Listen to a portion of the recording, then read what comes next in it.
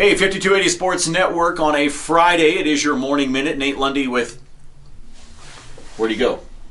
All right, well, Sean's not here today. Yesterday, the Nuggets trade deadline came and went across the NBA with the Nuggets not really doing much, and I don't mean to disparage Roy Hibbert, but let's just say it. The Nuggets really didn't do anything at the trade deadline yesterday afternoon.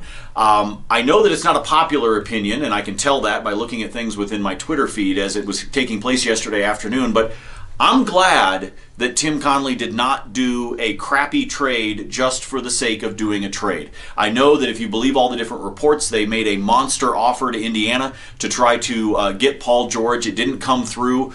Essentially, Paul George, I think, is destined to wind up on the Lakers, and I think everybody knew that. And unfortunately, you couldn't get a deal done. I had some folks tell me yesterday as we were talking in social media that, hey, getting Paul George for the rest of this year and next year, even if you did lose him, was worth it. I disagree. I don't think you should be in the process as a team like the Nuggets trying to build themselves back into being a strong team in the Western Conference.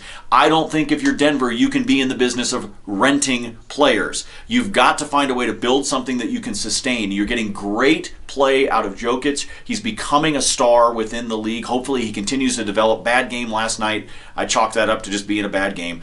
I think that he is developing. You've got to build some pieces around him, and I don't know that you can do that by renting players. Teams that rent players are teams that are making playoff pushes, are teams that believe they've got a shot at making it to their conference finals, not a team like Denver that's still trying to build. So Tim Connelly, a tip of the cap to you, because I'm glad you didn't go do a bad trade just for the sake of doing a trade and trying to show some sort of life within this team. Guess what? This team has life. This team is sitting in a playoff spot right now, having the opportunity to hopefully play better than they did last night, but to play better over the next several weeks and continue to be in that playoff spot. So I think there's already life going on with this team, and you didn't have to inject it with a trade just for the sake of doing a trade. I'll also say with the Colorado Avalanche, with the trade deadline next Wednesday, and we'll talk about this a lot next week, I also believe Joe Sakic's in that same boat. He knows he needs to make some moves. He knows this team has to get better. But he's also got the offseason and expansion draft to watch out for, as well as the overall NHL draft. I don't want to see Sakic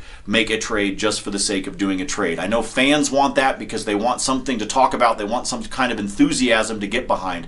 I want to see trades done that are taking us in the right direction. So I'm okay. I would have liked to have seen the Nuggets pull off a trade yesterday, but I'm not as upset as some are about the fact that they didn't. So I'm sure if Sean were here, he would agree with me 100%, or at least I'm going to claim that he did. Folks, have a great weekend. Get out and enjoy it with your family and friends. Be back with us on Monday morning, 7 a.m. on Mile High Sports Radio, AM 1340, FM 1047, and of course our morning minutes, the content posted up at milehighsports.com and 5280sportsnetwork.com. For a non-existent Sean, I'm Nate Lundy. Have a great weekend. See ya.